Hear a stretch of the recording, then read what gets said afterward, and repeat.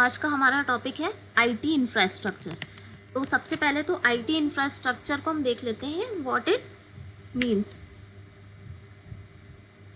IT infrastructure stands for information technology infrastructure. I stands for information, T stand for technology. ठीक है, तो IT infrastructure means information technology infrastructure. तो इसकी definition देखते हैं सबसे पहले। Information technology infrastructure or IT infrastructure refers to the combined components needed for the operation and management of enterprise IT services and IT environment। जितनी भी आपकी IT services हैं, इंफॉर्मेशन टेक्नोलॉजी की सर्विसेज हैं, जैसे कि आप नेट बैंकिंग यूज़ करते हो या आप कम्युनिकेट करते हो टेली कम्युनिकेशन, जब आप इंटरनेट का यूज़ करके, है ना, तो जितनी भी इंफॉर्मेशन टेक्नोलॉजी सर्विसेज हैं उसके लिए जिन कंपोनेंट्स की ज़रूरत होती है, किन कंपोनेंट्स की ज़रूरत होती है आपको पता ही होगा, जैसे कि हार्डवेयर है, सॉफ्टवेयर है ना, आपके डेटा सेंटर्स हैं, सर्वर्स हैं। तो इनको हम कंबाइन करके, इनको हम मिलाकर क्या कहते हैं, इनको हम कहते हैं आईटी इंफ्रास्ट्रक्चर। ठीक है, वो सारे कंपोनेंट्स, वो सारी चीज़ें, वो सारे पार्ट्स जो आपके ऑपरेशन और मैनेजमेंट में हेल्प करते हैं। किसके ऑपरेशन और मैनेजमेंट में? आईटी सर्विसेज की ऑपरेशन और मैनेजमेंट में। इंफॉर्मेशन टेक्नोलॉजी सर्विसेज जितनी भी हैं, या इंफॉर्मेशन टेक्नोलॉजी इन्वायरमेंट जो है, जितनी भी आईटी फर्म्स आप सुनते होंगे, आईटी इंडस्ट्रीज, उनके ऑपरेशन में जितने भी कंपोनेंट्स, उनके ऑपरेशन और मैनेजमेंट में जितने भी कंपोनेंट्स लगते हैं, उनको आप कंबाइंड तौर पर उनका आप सम्मेशन अगर देखो तो उसे हम क्या कहेंगे? उसे हम कहेंगे आईटी इंफ्रास्ट्रक्चर या फिर इंफॉर्मेशन टेक्नोलॉजी इंफ्रास्ट्रक्चर।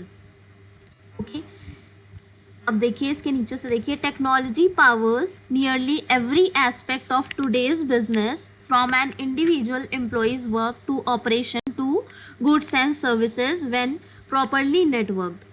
अगर हम टेक्नोलॉजी की बात करें, आज से अगर 2 या 3 डिकेड्स पहले की बात करें तो इतना ज़्यादा टेक्नोलॉजी पॉपुलर नहीं थी, है ना। आपने इंटरनेट और इन सब चीज़ों के बारे में इतना ज़्यादा नहीं सुना हुआ था। पर इधर 2 डिकेड्स में 2020 के बाद से, इवन 1990 के बाद से, टेक्नोलॉजी, इंटरनेट, इन सब का जो सक्सेस रेट है और जो पॉपुलैरिटी है वो क्या हुई है? बहुत तेज़ी से बढ़ी है। इस सेक्टर ने बहुत तेज़ी से ग्रो किया है। और नियरली हर सेक्टर्स में, अगर आप किसी भी सेक्टर की बात कर लो, चाहे एग्रीकल्चर हो, चाहे कम्युनिकेशन हो, चाहे एजुकेशन हो, एंटरटेनमेंट हो, न्यूज़ हो, किसी भी तरह का कोई भी सेक्टर हो, उसमें आईटी का बहुत ज़्यादा कंट्रीब्यूशन देखने को मिलता है। टेक्नोलॉजी भी बहुत ज़्यादा इन्वॉल्व हो गई है, तो ये चीज़ें आपको देखने को मिलती हैं। और अगर इनका यूज़ हम बिज़नेस में सही तरीके से करते हैं, है ना, अगर आपका जो एस्पेक्ट है वो सही है और आपका आईटी इंफ्रास्ट्रक्चर स्ट्रॉन्ग है, तो वो आपके बिजनेस को इफ़िशियंट बनाता है, बहुत ज़्यादा प्रोडक्टिव बनाता है व्हेन प्रॉपरली नेटवर्क। लेकिन जो उसकी नेटवर्किंग है वो कैसी होनी चाहिए? कंप्लीटली प्रॉपर होनी चाहिए, अप्रोप्रिएट होनी चाहिए, उसमें किसी भी तरह का लूप होल नहीं होना चाहिए, है ना। Technology can be optimized by to improve communication, create efficiencies and increase productivity। Again वही चीज़ बताई गई है, टेक्नोलॉजी की हेल्प से आप क्या कर सकते हो? एक तो कम्युनिकेशन को इम्प्रूव कर सकते हो। पहले जितने भी आप जो भी प्रोडक्ट चेन देखते हो, आप अगर आपको कुछ परचेज करना है ना, आपने सपोज ऑर्डर किया, फ्लिपकार्ट पे ऑर्डर किया, फिर फ्लिपकार्ट ने किसी होल सेलर से उसको अरेंज किया, तो वो जो कम्युनिकेशन है बहुत ज़्यादा ईजी हो गया है। होल सेलर से रिटेलर, रिटेलर से कस्टमर, है ना, या फिर अगर कोई इंटरमीडिएट है तो वो, तो जो ये पहले चेन चलती थी और इसमें जो कम्युनिकेशन होता था उसमें काफ़ी ज़्यादा बैरियर्स आते थे। पर आज के टाइम में कम्युनिकेशन कैसा हो गया है? बैरियर फ्री हो गया है। आप इजीली कम्युनिकेट कर सकते हो, आप इजीली टेक्नोलॉजी का यूज़ कर सकते हो, आप ईमेल कर सकते हो। अब कल हमने ऑलरेडी इंटरनेट के काफ़ी सारे यूजेस पढ़े थे, तो उसमें हमने देखा था कि फॉर्मल कम्युनिकेशन में हम क्या यूज़ करते हैं और इनफॉर्मल कम्युनिकेशन में हम क्या यूज़ करते हैं। तो कम्युनिकेशन बहुत ज़्यादा ईजी बना दिया है। दूसरा, क्रिएट इफ़िशियंसीज़। आपकी जब जितनी भी प्रोसेसेस हैं, जब वो इजी हो गई हैं, जब वो इजी टू हैंडल हो गई हैं, तो उसकी वजह से आपकी इफ़िशियंसी भी बढ़ गई है, क्योंकि ईजिली जो कस्टमर है वो रिटेलर को कांटेक्ट कर पा रहा है, रिटेलर ईजिली ऑर्डर प्लेस कर रहा है, फिर उसे प्रोसेस कर रहा है ना। तो इसलिए इफ़िशियंसी काफ़ी ज़्यादा बढ़ गई है पहले से, और इसकी वजह से प्रोडक्टिविटी भी बढ़ी है। जितने भी बिजनेस हैं, आईटी ने जहाँ जहाँ पर भी कंट्रीब्यूट किया है, जिन जिन सेक्टर्स में कंट्रीब्यूट किया है आईटी ने, इंफॉर्मेशन टेक्नोलॉजी ने, उन सेक्टर्स में काफ़ी रैपिड ग्रोथ देखने को मिली है पिछले कुछ सालों में। तो इसकी वजह से आपका प्रोडक्टिविटी भी बढ़ी है, सेल्स बढ़ा है, प्रॉफिट बढ़ा है, कस्टमर सेटिस्फेक्शन बढ़ा है, ये सारी चीज़ों में ग्रो हुआ है ना। हर एस्पेक्ट से अगर देखा जाए तो आईटी इंफ्रास्ट्रक्चर ने बहुत बेनिफिट पहुंचाया है, बहुत सिग्निफिकेंट कंट्रीब्यूशन दिया है आपके हर सेक्टर में।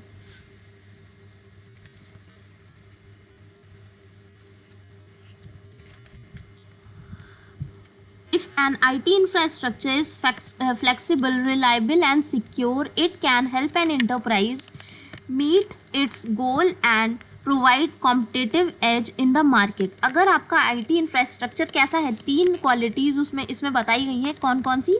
पहला फ्लेक्सिबिलिटी, रिजिडिटी नहीं होनी चाहिए, किसी भी तरह से आपका सिस्टम रिजिड नहीं होना चाहिए, फ्लेक्सिबिलिटी होनी चाहिए उसमें। अगर आपको ज़रूरत पड़े तो आप उसमें चेंज कर सको। फ्लेक्सिबिलिटी का क्या मतलब हुआ? अगर ज़रूरत की रिक्वायरमेंट, अगर चेंज की रिक्वायरमेंट है वहाँ पे, तो आप उसको इजीली चेंज कर सको, है ना।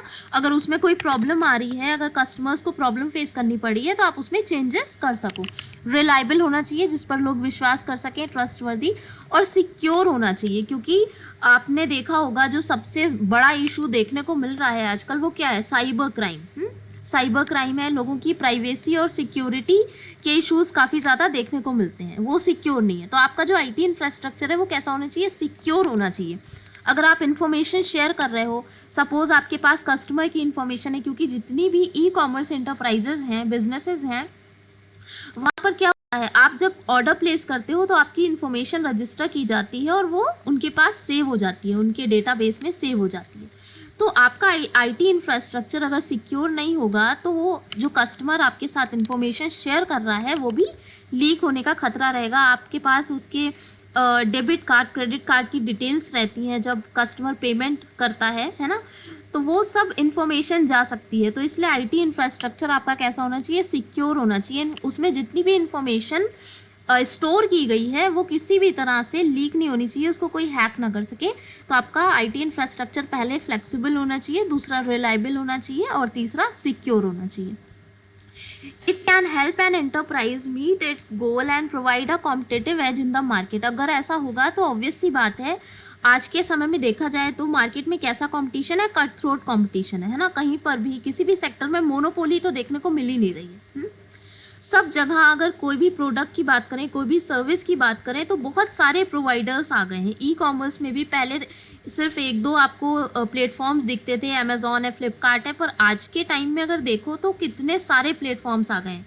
चाहे मेडिसिन्स हो, चाहे फूड प्रोडक्ट्स हो, चाहे आपके ग्रोसरीज हो, सभी को प्रोवाइड करने के लिए अब काफ़ी सारे प्लेटफॉर्म्स आ गए हैं, काफ़ी सारे इंटरप्राइजेस उसमें इन्वॉल्व हो गए हैं। तो यहाँ पर कैसा कंपटीशन है? कट थ्रोट कंपटीशन है ई कॉमर्स में आज के समय में।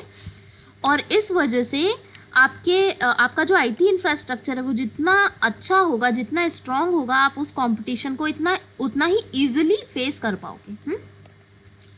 If an IT infrastructure is not properly implemented, business can face connectivity, productivity and security issues.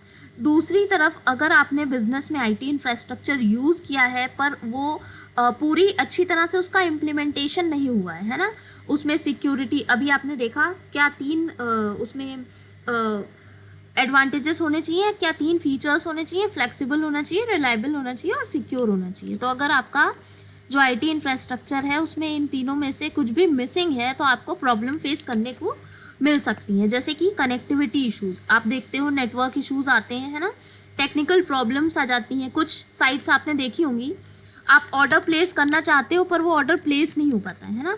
बहुत सी एप्लीकेशंस में आपने देखा होगा इस तरह के बग्स आते रहते हैं। आप कंप्लेन रजिस्टर करना चाहते हो पर वो कंप्लेन रजिस्टर नहीं होती, या फिर कोई वेबसाइट है वो ओपन नहीं होती। तो वहाँ पे उनकी इंफ्रास्ट्रक्चर में कहीं ना कहीं कुछ इश्यूज़ होते हैं, कनेक्टिविटी इश्यूज़। जो वो सॉफ्टवेयर यूज़ कर रहे हैं या जो ऑपरेटिंग सिस्टम यूज़ कर रहे हैं, कहीं ना कहीं उसमें कुछ ना कुछ इश्यूज़ रहते हैं। दूसरा प्रोडक्टिविटी इशू, जब आपके साथ इस तरह का कनेक्टिविटी इशू होगा तो ऑब्वियस सी बात है कस्टमर सेटिस्फेक्शन नहीं मिलेगा, और कस्टमर सेटिस्फेक्शन नहीं मिलेगा तो वहाँ पर आपका सेल्स नहीं बढ़ेगा, प्रोडक्टिविटी भी नहीं बढ़ेगी। और लास्ट है आपका सिक्योरिटी इश्यूज, जो कि आजकल बहुत ही ज़्यादा कॉमन है। क्यों? क्योंकि साइबर क्राइम बहुत ही बड़े जैसे जैसे ई कॉमर्स ग्रो कर रहा है वैसे साइबर क्राइम भी ग्रो कर रहा है। और खासकर डेवलपिंग कंट्रीज़ की अगर हम बात करें, इंडिया जैसी कंट्री, तो यहाँ पर जब ई कॉमर्स डेवलप हुआ था और ये सब आया था, आईटी इंफ्रास्ट्रक्चर और ई कॉमर्स और इंटरनेट, तो यहाँ पर इतने अच्छे रूल्स एंड रेगुलेशंस नहीं थे। अभी तो आपने सुना होगा आईटी एक्ट पास हुआ है 2020 का, जिसमें नए रूल्स आए हैं, तो अब काफ़ी ज़्यादा सिक्योर बनाया जा रहा है हमारे इंफ्रास्ट्रक्चर को, पर पहले ये चीज़ नहीं थी, है ना। तो सिक्योरिटी इश्यूज काफ़ी ज़्यादा देखने को मिलते थे। आप साइबर क्राइम के काफ़ी न्यूज़ सुनते रहते होगे, तो इस तरह की प्रॉब्लम देखने को मिलती है।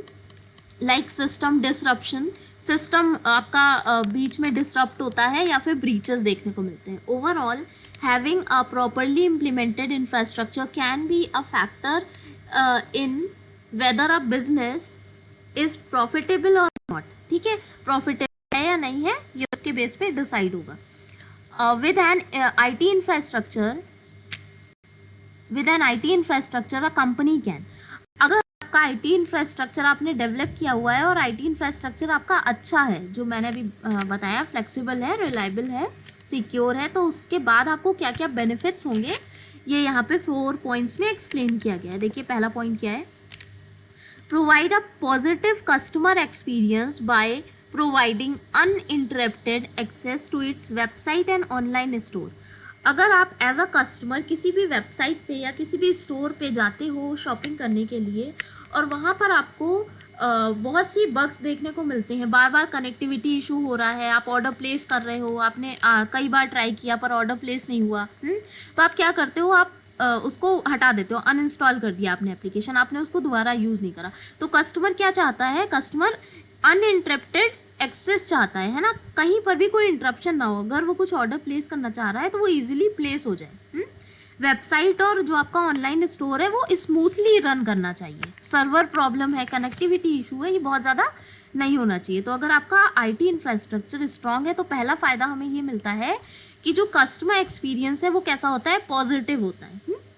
लोग अच्छा एक्सपीरियंस लेते हैं, और उस अच्छे एक्सपीरियंस से क्या होता है, जब कस्टमर को एक्सपीरियंस अच्छा मिलेगा, ऑब्वियस सी बात है, तो उसे सेटिस्फेक्शन मिलेगा, और जब कस्टमर सेटिस्फाई होगा तो वो दोबारा से कुछ बाय करने के लिए आएगा, है ना, आपसे दोबारा डील करेगा, तो आपकी सेल्स भी बढ़ेगी, आपका प्रॉफिट भी बढ़ेगा। तो कस्टमर एक्सपीरियंस को अच्छा बनाने के लिए हमारी पहली प्रायोरिटी क्या होनी चाहिए, अपने आईटी इंफ्रास्ट्रक्चर को अच्छा बनाना, अपने आईटी इंफ्रास्ट्रक्चर को स्ट्रॉन्ग करना। उसके बाद develop and launch solutions to market with speed. Market से रिलेटेड जितनी भी प्रॉब्लम्स आती हैं, सपोज एडवर्टीजमेंट से रिलेटेड प्रॉब्लम है, या करंट, अगर हम करंट सिनेरियो की बात करें, जैसे कोविड आउटब्रेक हुआ और आपने देखा कि लॉकडाउन हो गया है ना, मार्केट ओपन नहीं हो रही है, तो वहाँ पर ये एक अच्छा सोल्यूशन के तौर पे काम कर सकता है, क्योंकि जब आप ऑनलाइन बिजनेस कर रहे हो तो आईटी इंफ्रास्ट्रक्चर का यूज़ करना ही पड़ेगा आपको, और आईटी इंफ्रास्ट्रक्चर अगर आपका अच्छा है तो आप स्पीडली मार्केट के ये जो प्रॉब्लम्स आ रहे हैं उसको क्या कर पाओगे, सॉल्व कर पाओगे, है ना, रिजॉल्व कर पाओगे। तो develop and launch solution to market with speed. Market से रिलेटेड आपके पास जो भी प्रॉब्लम्स आ रही हैं, XYZ जो भी प्रॉब्लम आ रही है, उसको आप स्पीडली क्विकली सॉल्व कर सकते हो। Collect data in real time to make quick decisions. अगर आप आईटी इंफ्रास्ट्रक्चर का यूज़ कर रहे हो तो आपके पास जो डेटा होता है वो रियल टाइम डेटा कलेक्ट होता है, क्योंकि सपोज आपके पास 100 कस्टमर्स ने अपना ऑर्डर प्लेस किया, तो वो कैसा डेटा है, रियल टाइम डेटा है ना, तुरंत आपको उस डेटा के बारे में पता चल गया। ठीक है, सपोज जैसे अगर आप जो ट्रेडिशनल बिजनेस हुआ करते थे, ब्रांचेस हैं बहुत सारी बिजनेसेस की, तो वहाँ पे कितने कस्टमर्स ने क्या क्या खरीदा, तो जब उनकी एनुअल रिपोर्ट्स बनती थी, आप पढ़ते हो PNL अकाउंट और बैलेंस शीट, तो जब वो बनती थी तभी तो आपको पता चलता था आपका कितना प्रॉफिट हुआ, कितना सेल्स हुई, कितना परचेज किया। पर जब आप ऑनलाइन बिजनेस में हो और आईटी इंफ्रास्ट्रक्चर का यूज़ कर रहे हो तो वहाँ पर आपको कैसा डेटा मिल रहा है, आपको रियल टाइम डेटा मिल रहा है। ठीक है, तो उसकी वजह से भी आप क्विक डिसीजन ले सकते हो।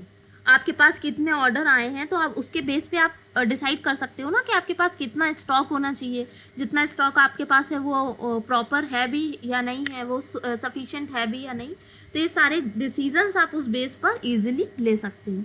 उसके बाद इम्प्रूव एम्प्लॉय प्रोडक्टिविटी। एम्प्लॉयज़ की प्रोडक्टिविटी भी बढ़ी है टेक्नोलॉजी के यूज़ से। पहले जब पूरा काम पेपर वर्क हुआ करता था, सारा का सारा काम ऑन पेपर होता था, है ना, आपको रजिस्टर्स मेंटेन करने पड़ते थे, आपका जितना अकाउंट्स का काम है वो सब ऑन पेपर होता था।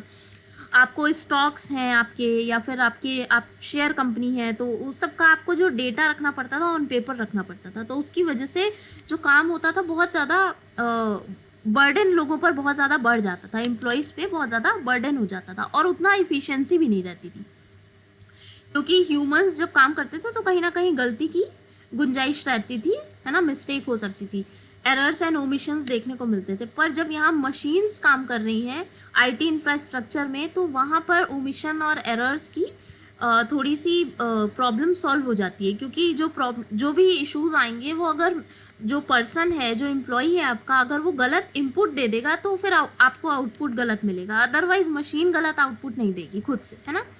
तो वहाँ पर थोड़ी सी प्रिसीजन आपको देखने को मिली है, आपके रिजल्ट्स में आपके रिजल्ट्स थोड़े से प्रिसाइज हो गए, है ना। तो उसकी वजह से एम्प्लॉयज़ की प्रोडक्टिविटी बढ़ गई है, वो भी अब आजकल कंप्यूटर पे सारा काम किया जा रहा है, सारा डेटा फीडिंग स्टोरिंग वगैरह सब आईटी इंफ्रास्ट्रक्चर के थ्रू हो रही है, तो उसकी वजह से एफिशिएंसी और प्रोडक्टिविटी दोनों ही बढ़ी हैं। पहले जो काम काफ़ी टाइम टेकिंग होता था, काफ़ी समय लगता था करने में ऑन पेपर और ऐसे करके, तो वो अब ईजिली हो जाता है टेक्नोलॉजी की हेल्प से, है ना, मशीन्स की हेल्प से, टेक्नोलॉजी की हेल्प से ईजिली कर सकते हैं। तो ये एक फ़ायदा है। तो ये 4 बेनिफिट्स या एडवांटेजेस हैं अगर आप आईटी इंफ्रास्ट्रक्चर को यूज़ कर रहे हो किसी कंपनी में, और प्लस आपका आईटी इंफ्रास्ट्रक्चर स्ट्रॉन्ग है। अब हम बात कर लेते हैं कंपोनेंट्स की। आईटी इंफ्रास्ट्रक्चर में किन कंपोनेंट्स की ज़रूरत होती है, क्या क्या मिलकर आईटी इंफ्रास्ट्रक्चर बनता है। अभी आपने जो इसकी डेफिनेशन थी उसमें देखा था कि ये कॉम्बिनेशन होता है उन कंपोनेंट्स का। आपका जो इंफॉर्मेशन टेक्नोलॉजी इंफ्रास्ट्रक्चर है वो कॉम्बिनेशन होता है उन कंपोनेंट्स का जो हमें आईटी सर्विसेज को रन कराने में और उसको मैनेज करने में हेल्प करता है ना। तो उस कॉम्बिनेशन में क्या क्या आता है अब हम देख लेते हैं। The components of IT infrastructure are made up of interdependent elements, and the 2 core groups of components are hardwares and softwares. जो डिवाइड किया गया है ग्रुप को वो क्या है, हार्डवेयर्स एंड सॉफ्टवेयर्स। इसके अलावा भी आपको देखने को मिलेगा नेटवर्क, है ना, क्योंकि हार्डवेयर एंड सॉफ्टवेयर कब काम करेगा, जब आपके पास नेटवर्क होगा। अच्छा, hardware uses softwares like an operating system to work. जितने भी सॉफ्टवेयर्स होते हैं आपके, वो हार्डवेयर को क्या करते हैं, ऑपरेशनल बनाते हैं। अगर आप सिर्फ हार्डवेयर की बात करो, सपोज आपका लैपटॉप है, आपका फ़ोन है, अगर सिर्फ उस डिवाइस की बात करो तो वो सॉफ्टवेयर के बिना बेकार है ना। अगर हम सॉफ्टवेयर को हटा दें उसमें से, तो सॉफ्टवेयर के बिना आपका फ़ोन, आपका लैपटॉप बेकार है। अगर लैपटॉप में विंडोज़ नहीं पड़ा है, अगर आपके फ़ोन में एंड्रॉयड नहीं है, तो फिर वो किसी काम का नहीं है। तो सॉफ्टवेयर क्या करता है, हार्डवेयर को वर्किंग के एबल बनाता है ना, ऑपरेशनल बनाता है। And otherwise N operating system manages system resources and hardware. आपका जो ऑपरेटिंग सिस्टम है, आपको पता होगा सॉफ्टवेयर का ही पार्ट होता है। सॉफ्टवेयर को 2 पार्ट्स में डिवाइड किया जाता है, एप्लीकेशन सॉफ्टवेयर और सिस्टम सॉफ्टवेयर, या फिर आपको कहीं कहीं पे सिस्टम प्रोग्राम भी लिखा मिलेगा। तो जो सिस्टम प्रोग्राम होता है सॉफ्टवेयर का, जो सेकेंड पार्ट सॉफ्टवेयर को जब हम बाइफरकेट करते हैं तो क्या बनता है, पहला बनता है एप्लीकेशन सॉफ्टवेयर, और दूसरा बनता है आपका सिस्टम सॉफ्टवेयर, ठीक है। तो जो सिस्टम सॉफ्टवेयर होता है उसी में आपका ऑपरेटिंग सिस्टम भी आता है। ऑपरेटिंग सिस्टम आपको पता होगा, जैसे कि आप फ़ोन यूज़ कर रहे हो स्मार्टफोन, तो उसमें एंड्रॉयड है तो वो ऑपरेटिंग सिस्टम है ना। या फिर आपने देखा होगा टैबलेट्स में iOS होता है, या फिर आप लैपटॉप्स में या पीसीज की बात कर लो तो उसमें विंडोज़ होता है ना। विंडोज़ 8, विंडोज़ 10 लॉन्च होते रहते हैं, तो वो ऑपरेटिंग सिस्टम है। तो वो क्या करता है, वो हार्डवेयर को ऑपरेशनल बनाता है। और ऑपरेटिंग सिस्टम क्या होता है, एक तरह का सॉफ्टवेयर होता है। अच्छा, operating system also makes connection between software applications and physical resources. वही चीज़ बताई गई है, जो फिजिकल रिसोर्सेज हैं आपके, फिजिकल रिसोर्सेज मीन्स आपका हार्डवेयर, आपका माउस, आपका सीपीयू, कीबोर्ड, मॉनिटर, है ना, उसके साथ आपकी सॉफ्टवेयर एप्लीकेशन को क्या करता है, कनेक्ट करता है, तभी तो आपका हार्डवेयर ऑपरेशनल बनेगा। यूजिंग नेटवर्किंग कंपोनेंट्स, देखिए यहाँ पे नेटवर्किंग आ गया। अभी मैंने बोला था हार्डवेयर एंड सॉफ्टवेयर के साथ साथ आपको नेटवर्क की भी ज़रूरत पड़ती है, तभी आपका जो इंफ्रास्ट्रक्चर है वो कैसा होता है, वो ऑपरेशनल हो पाता है, चल पाता है ना, रन कर पाता है। अच्छा, ये तो कुछ बेसिक्स है, होपफुली आपको पता होगा, फिर भी मैं रीड आउट कर देती हूँ। हार्डवेयर कंपोनेंट्स की अगर हम बात करें तो desktop hardware components include desktop computers, servers, data centres, hubs, routers, switches, facilities, है ना। सॉफ्टवेयर कंपोनेंट्स में आपका क्या आएगा, CMS, CRM, ERP, operating system and web servers.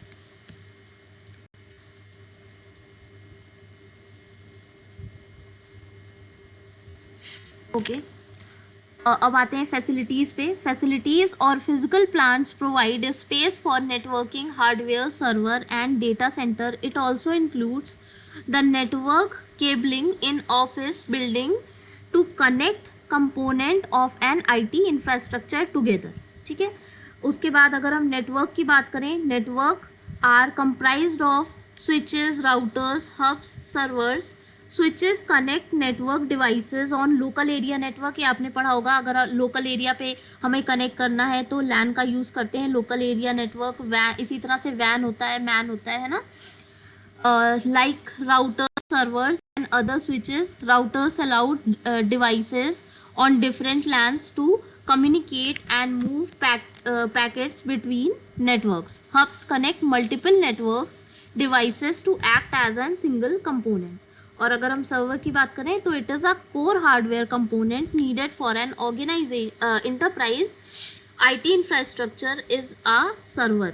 Servers are essentially computers that allow multiple users to access and share the resources. Servers अगर जैसे कि आप बैंक्स वगैरह में जाते हो, आपने देखा है ना सर्वर डाउन है, तो वो क्या करते हैं, वो मल्टीपल यूज़र्स होते हैं उसके और सेम सर्वर को एक्सेस कर रहे होते हैं, यूज़ कर रहे होते हैं। तो इसी वजह से अगर सर्वर डाउन होता है तो सारे कंप्यूटर्स का काम, सबका काम रुक जाता है ना। अगर किसी वेबसाइट का सर्वर डाउन है तो अगर उस वेबसाइट को यूज़ कर रहे हैं, 1000 लोग यूज़ कर रहे हैं, लाख लोग यूज़ कर रहे हैं, तो वो सारे के सारे यूज़र्स जो होते हैं वो उसको यूज़ नहीं कर पाते हैं, वो वर्क नहीं करती है, क्योंकि मल्टीपल यूजर्स उसको यूज कर रहे हैं तो कई बार सर्वर डाउन हो जाता है। Server room and data centre. Organisations house multiple servers in room called server room, ठीक है, एंड डेटा सेंटर, जहाँ पे मल्टीपल सर्वर्स होते हैं सेम रूम में। ठीक है, ओके, अब आते हैं टाइप्स पर। The two primary types of infrastructure are traditional and cloud infrastructure. Traditional infrastructure जो आप ट्रेडिशनल तौर पे पहले यूज़ किया जाता था, that is traditional infrastructure. A traditional IT infrastructure are made up of hardware and software components, facilities, data centers, servers, networks, hardware, desktop computers, and enterprise application software solutions. Typically, this infrastructure setup requires more power, physical space, and money then other infrastructure. क्योंकि आपके traditional infrastructure में क्या है, आप traditionally उसको use कर रहे हो, आपने कहीं पर भी उसका वर्चुअलाइजेशन नहीं किया है। आपका जितना भी IT इंफ्रास्ट्रक्चर है वो कैसा है, वो एक प्लेस पर है और उस प्लेस पर ही आप क्या कर रहे हो, उसको यूज़ कर रहे हो। तो आपको स्पेस की ज़रूरत भी पड़ेगी, पावर की ज़रूरत भी पड़ेगी, क्योंकि आपका इंटरनेट चलेगा तो है ना, पावर कनेक्टिविटी की ज़रूरत पड़ेगी, फिजिकल स्पेस की ज़रूरत पड़ेगी। आपने पूरा अपना इंफ्रास्ट्रक्चर सेटअप लगा रखा है, पैसों की ज़रूरत पड़ेगी बहुत ज़्यादा, क्योंकि पूरा वो जो सेटअप होता है उसको लगाने के लिए काफ़ी ज़्यादा अमाउंट लगता है, बहुत ज़्यादा कैपिटल लगती है। तो जो आपका ट्रेडिशनल इंफ्रास्ट्रक्चर होता है वो वर्चुअलाइज नहीं होता है किसी भी तरह से, ठीक है, उसका फिजिकल एग्जिस्टेंस होता है, आपने एक जगह पे उसको सेटअप किया होता है और इसी की वजह से आपका जो पावर कंजम्पशन है वो बहुत ज़्यादा आता है, आपका स्पेस आपको ज़्यादा देनी पड़ती है, आपका जो कैपिटल है, जो मनी है, वो काफ़ी ज़्यादा लगता है ऐसे इंफ्रास्ट्रक्चर में, जिसे हम ट्रेडिशनल इंफ्रास्ट्रक्चर कहते हैं। इसको आपको क्या करना पड़ता है, इंस्टॉल करना पड़ता है। देखिए लिखा है, traditional infrastructure is typically installed on premise for company only और प्राइवेट यूज़। आप किसी प्रीमाइज पर, आप अपने ऑफिस में या जहाँ पर भी आपने पूरा आपको लगाना है उस इंफ्रास्ट्रक्चर को आपको क्या करना पड़ेगा, इंस्टॉल करना पड़ेगा। तो आपने क्या करा है, उसको फिजिकली एग्जिस्टेंस उसका दे रखा है, एक प्रॉपर प्लेस पे आपने उस पूरे इंफ्रास्ट्रक्चर को क्या कर रखा है, सेटअप कर रखा है। वो वर्चुअलाइज नहीं है ना, वो कैसा है, वो फिजिकल प्रेजेंस में है और आपने उसको एक जगह पे सेटअप कर रखा है। पर अगर हम क्लाउड कंप्यूटिंग की बात करें, क्लाउड इंफ्रास्ट्रक्चर की बात करें, तो कैसा होता है, वो वर्चुअल होता है, उसको वर्चुअलाइज कर दिया जाता है। तो इसी वजह से हमें ये जो फिजिकल जितने भी कंपोनेंट्स आपके अभी लग रहे थे, जैसे पावर बहुत ज़्यादा आपको कंज्यूम करनी पड़ रही थी, आपकी कैपिटल बहुत ज़्यादा लग रही थी, आपको स्पेस देना पड़ रहा था बहुत ज़्यादा, तो वो सारी ज़रूरतें आपकी यहाँ पर आकर ख़त्म हो जाती हैं, है ना, क्योंकि आपने क्या करा, आपने चीज़ों को वर्चुअलाइज कर दिया है। A cloud computing IT infrastructure is similar to the traditional infrastructure. Similar होता है क्योंकि वर्किंग सेम है ना। However end user can access the infrastructure via internet. Internet word आ गया तो इट मीन्स आपने क्या कर रखा है, उसको वर्चुअलाइज कर रखा है। आपका जो एंड यूजर है, जो आपका कस्टमर है, वो क्या कर रहा है, उसको डायरेक्टली एक्सेस कर पा रहा है ना, उसको डायरेक्टली एक्सेस कर पा रहा है, वहाँ तक उसकी रीच इजिली है। With the ability to use the computing resources without installing on premise through virtualization. आपने क्या कर रखा है, उसका इंस्टॉलेशन नहीं कर रखा है किसी ऑफिस में, किसी प्रीमाइस में आपने उस इंफ्रास्ट्रक्चर का सेटअप नहीं लगाया हुआ है। आपने क्या कर रखा है, आपने उसको इंटरनेट पे सेटअप कर रखा है ना, इंटरनेट पे क्लाउड कंप्यूटिंग के थ्रू, वर्चुअलाइजेशन के थ्रू उसको सेटअप कर रखा है। तो यहाँ पे आपको प्रीमाइस की ज़रूरत ही नहीं है, सॉरी, ऑफिस की ज़रूरत नहीं है। आप जब ऑफिस की ज़रूरत नहीं है तो ऑब्वियस सी बात है आपका पावर कंजम्पशन बचेगा, आपका स्पेस, जो स्पेस आपकी घिर रही थी, जो जगह घिर रही थी ऑफिस की, वो बच रही है आपकी, है ना। उस इंफ्रास्ट्रक्चर को चलाने के लिए जो मैन पावर लग रहा था वो बच रहा है। तो ये थोड़ा सा चीप हो जाता है, आपका जो कॉस्ट आती है वो इसमें कम आती है, जो आपकी एक तरह से कॉस्ट, टाइम, एनर्जी, ये सारी चीज़ें लगती हैं, ये कम लगती है, क्योंकि आपने क्या कर रखा है, इसको वर्चुअल कर रखा है। ये ऑन प्रमाइस नहीं है, इसके इंस्टॉलेशन की ज़रूरत नहीं है, आपने उसको इंटरनेट पे प्रोवाइड किया हुआ है। Virtualization connects physical servers maintained by a service provider. यहाँ पे सर्वर्स के थ्रू, जो सर्विस प्रोवाइडर है उसके थ्रू हम क्या करते हैं, वर्चुअलाइजेशन करते हैं, और फिर हम क्या करते हैं, सारे सर्वर्स को कनेक्ट करते हैं एट एनी और मैनी ज्योग्राफिकल लोकेशन। और आपका ज्योग्राफिकल लोकेशन कोई एक भी हो सकता है और कई सारे भी हो सकते हैं, क्योंकि तो आप तो वर्चुअलाइजेशन का यूज़ कर रहे हो, है ना। Then it divides and abstracts resources like storage to make them accessible to users. अब ऑब्वियस सी बात है, जब आप वर्चुअलाइजेशन का यूज़ कर रहे हो, आप इंटरनेट पे हो, तो आपको क्या करना पड़ेगा, डेटा को स्टोर करना पड़ेगा, सारी इन्फॉर्मेशन को स्टोर करना पड़ेगा, जिससे जो आपके यूज़र्स हैं, जो आपके कस्टमर्स हैं, वो क्या कर सकें, ईजिली उसको एक्सेस कर सकें, है ना, और किसी तरह से भी, कहीं से भी वो उसको ईजिली एक्सेस कर सकें। Almost anywhere an internet connection can be made.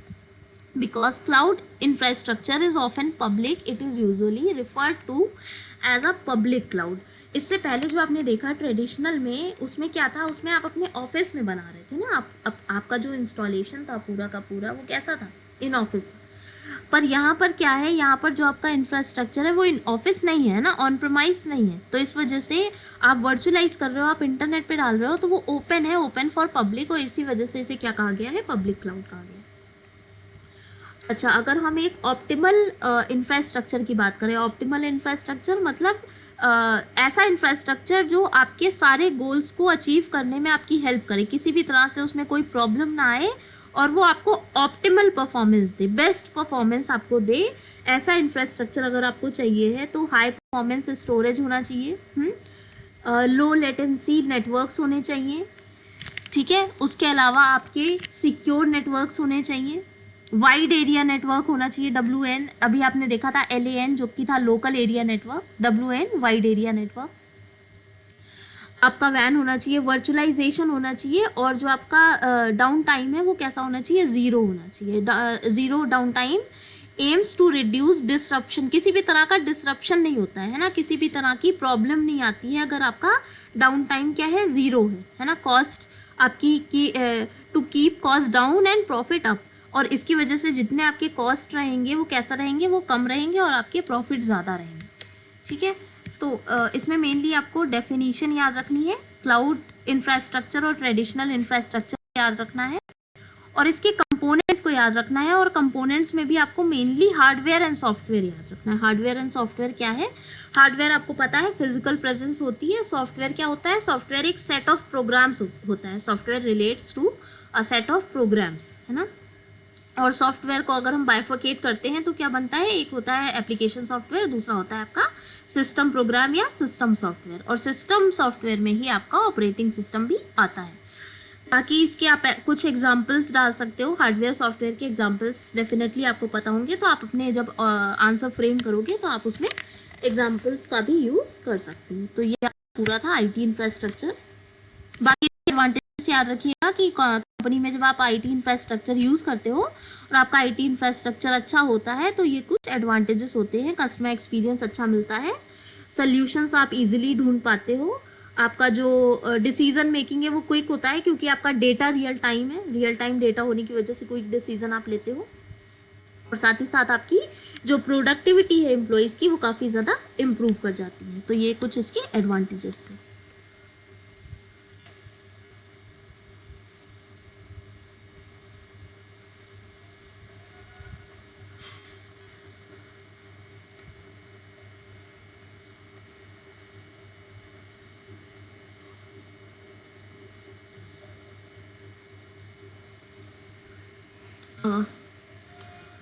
ये जिस पीडीएफ से मैं पढ़ा रही थी वो मैं गूगल क्लासरूम पर शेयर कर दूंगी।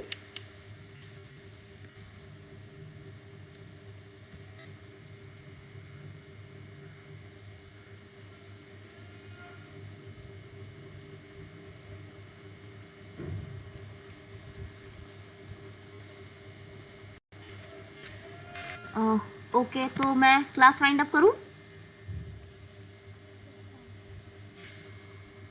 ओके।